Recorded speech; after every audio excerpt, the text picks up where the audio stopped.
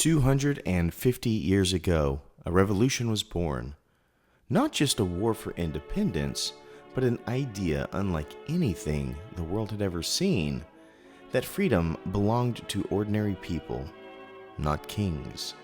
And in the hands of the man who would become the father of a nation was a flintlock pistol. A weapon carried in a time when the future of America was uncertain, fragile, and paid for with sacrifice. Now, 250 years later, that history has been immortalized in silver. The George Washington flintlock pistol coin is more than just precious metal, my friends. It's a tribute to the spirit that forged the United States of America: courage, defiance, perseverance, and liberty. Every detail on this coin connects us to the birth of a nation, from the smoke of a revolution to the freedoms we still defend today. As America approaches its 250th anniversary, this piece stands as a reminder that history is not just something we read about, it's something we carry forward. And today we're taking a closer look at one of the most profound commemorative pieces honoring the legacy of George Washington and the founding of this United States. We often look at giants of history as if they were made of stone. We see them in marble halls and on green paper frozen in time, always calm, always certain. But there was a night in December of 1776 when George Washington, right here, wasn't made of marble. He was made of grit, frozen skin, and a heavy responsibility that would have crushed a lesser man. He was standing on the banks of a river choked with ice. The wind was a literal knife, and his army, if you could even call it that, was a ragtag collection of farmers and shopkeepers whose shoes were literally falling apart. They were losing, they were cold, and they were just about out of hope. But Washington had something tucked into his belt. It wasn't just a tool, it was a symbol of his authority and resolve. It was his flintlock pistol. Now, a flintlock is a temperamental thing. You've got to have the right powder, the right flint, and a steady hand, even when your fingers are blue with frost. If that spark didn't catch, the fire of a revolution might have gone out right there on the Delaware. But it did catch, and the sidearm stood witness to the birth of a nation, from the snows of Valley Forge to the surrender at Yorktown. We are fast approaching on a milestone that only comes around once in a lifetime, the 250th anniversary of this great experiment we call America. 2.5 centuries of freedom, and you have to wonder, how do you capture that much history? How do you hold the spirit of 1776 in the palm of your hand? Well, the folks over at the Specters Mint decided that a flat round coin wasn't enough to tell a story this big. They looked at the historic references, including the elegant pair of pistols gifted to Washington by Marquis de Lafayette and the 1748 London crafted beauties that sit today in the West Point Military Academy. This is a rendition of that pair. They took the finest elements of those legendary weapons and did something that has the numismatic world talking. They didn't just strike a coin, they sculpted a tribute. They recreated Washington's flintlock as a 3D sculpted masterpiece. It's 2 ounces of 3/9 fine silver, but it is shaped exactly like the sidearm that crossed the Delaware.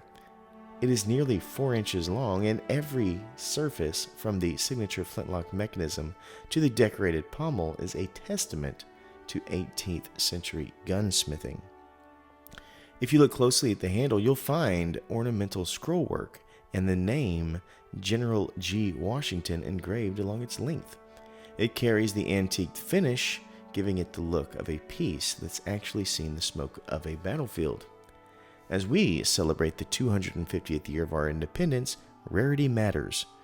Specters only minted 1776 of these pieces, a number that needs no explanation to any red-blooded American. It was issued by Samoa, and each one is individually serialized and tucked away in a custom case, as you see here, with a certificate of authenticity. You see, George Washington knew that liberty wasn't something you were given, it was something you had to defend. He carried the weight of a new world in his holster. And now, as we look back across 250 years of triumphs and trials, we can finally hold a piece of that weight ourselves. It's more than silver, folks. It's a reminder that the weapon that built a nation wasn't just made of wood and steel. It was made of the sacrifice of the man who carried it. But now we shall place it on our 60-point scale.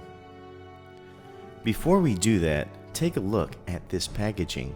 We see the beautiful outer box which identifies what is to come, a preamble of sorts. Being removed, we have the inner black box, which is going to be holding Mr. Washington's autograph, as you can see. A beautiful piece of history. Some might call it his John Hancock, but I feel like those two probably knew each other. Removing the lid brings you to two more items of note. One is a portrait of Washington himself, a very famous portrait of Washington, as well as our certificate of authenticity, as you see here, 645 out of 1776. A very important number. More on that in a moment. Once we get past that, we see a beautiful wooden box here.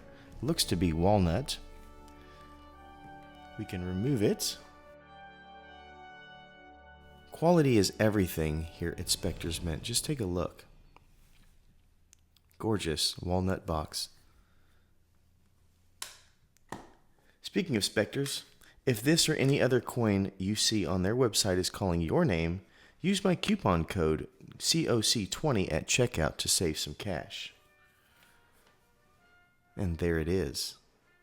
What a beautiful, beautiful piece. There's really not an obverse or a reverse on coins like this, so we will score both as 1. Once again, the Spectre's Mint have created something that walks me right into a museum. It's a masterclass of proportion and detail. The texture and depth are outstanding, so much so that I feel as if I could adjust the screws on this piece.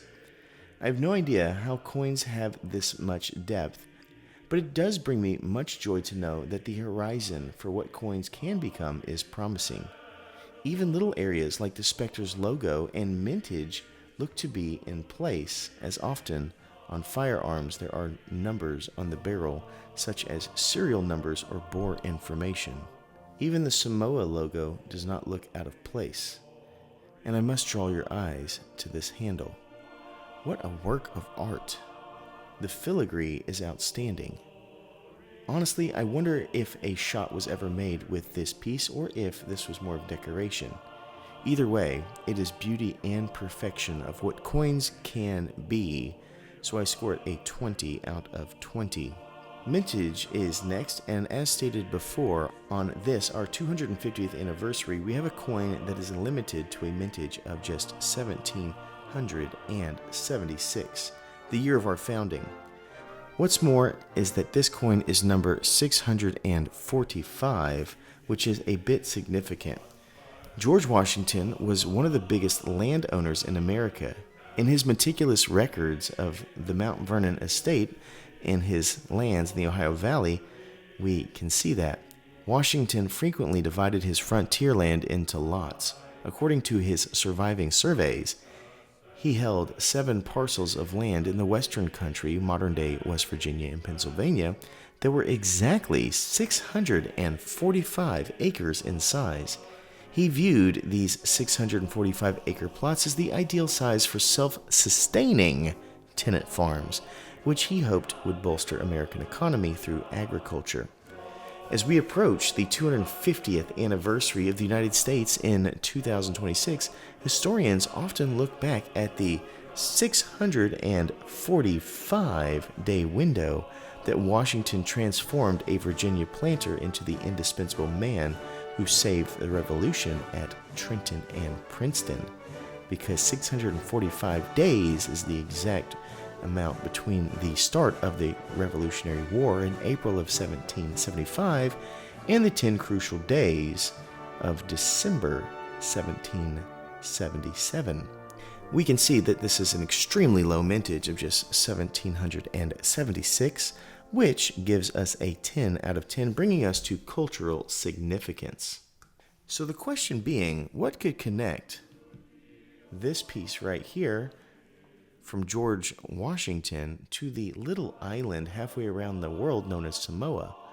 Well, there's one avenue which I found connection.